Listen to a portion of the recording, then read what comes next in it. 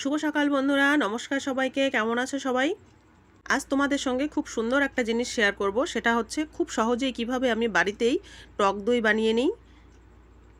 আর তার জন্য কিন্তু পুরো ভিডিওটা দেখতে হবে তোমাদের। তো চলো,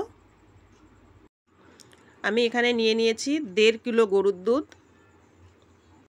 তো এতটা দুধ আমার লাগবে না, তো আমি এই দুধটা পুরোটাই সুন্দর করে আগে ফুটিয়ে নিব।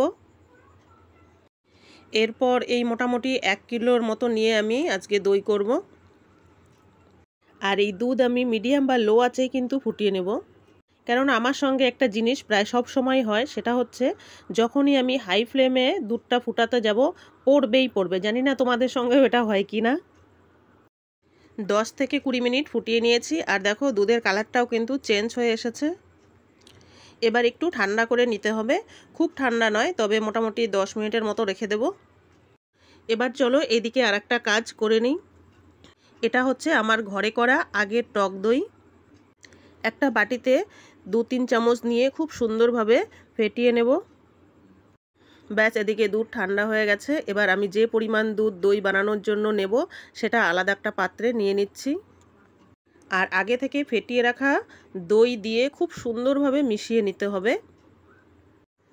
আর দুধের পরিমাণ অনুযায়ী কিন্তু দইটা দিতে হবে। আমি এখানে 1 কিলোর মতো দুধ নিয়েছি, আর দই দিয়ে দিচ্ছি 3 থেকে 4 চামচ। এবার খুব সুন্দরভাবে ঢেকে নিয়ে উপরে ওয়েট একটা কিছু দিয়ে মোটামুটি 4 থেকে 5 ঘন্টা রেখে দিতে হবে। আমি এখানে ভারী ব্ল্যাক স্টোনটা দিয়ে চাপা দিয়ে রাখছি। 4-5 ঘন্টা পর যখন দেখব দুধ জমে পুরো দই হয়ে গেছে, তখন আমি এই দইকে ফ্রিজে রেখে দেব। ফ্রিজে মোটামুটি 3-4 ঘন্টা রেখে দেওয়ার পর এই দেখো বের করে নিয়ে এসেছি তোমাদের দেখাবো বলে। দেখো, এই দেখো, দেখতেই পাচ্ছ একটুও জল নেই, কি সুন্দর টাইট দই হয়েছে। তো তোমরাও কিন্তু খুব সহজেই বাড়িতে এভাবেই টক দই বানিয়ে নিতে পারো। আমি কিন্তু প্রায়ই এই টক দই বাড়িতে বানিয়ে থাকি, যেহেতু আমার ছেলে মেয়ে টক দই দিয়ে ভাত খেতে ভীষণ পছন্দ করে। এছাড়াও টক দই খাওয়া কিন্তু শরীরের পক্ষে আমাদের ভীষণ উপকারী। আর এই টক দই দিয়ে আমি কিন্তু আরও অন্যান্য রেসিপিও বানিয়ে থাকি, সেটাকে মোড় বলে। একটা পাত্রে কিছু পরিমাণ দই নিয়ে নিতে হবে, আর পরিমাণ মতো জল এবং লবণ দিয়ে দইকে খুব সুন্দরভাবে গুলিয়ে নিতে হবে।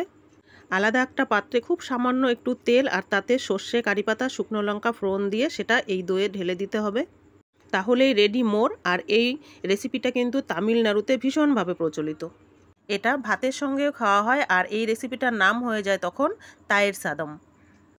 তো বন্ধুরা, কেমন লাগলো আজ আমার ভিডিওটা? আর যদি ভালো লেগে থাকে তাহলে একটা লাইক ও কমেন্ট করে যাবে, তাহলে আমার খুব ভালো লাগবে। তো সবাই খুব খুব ভালো থেকো আর সুস্থ থেকো।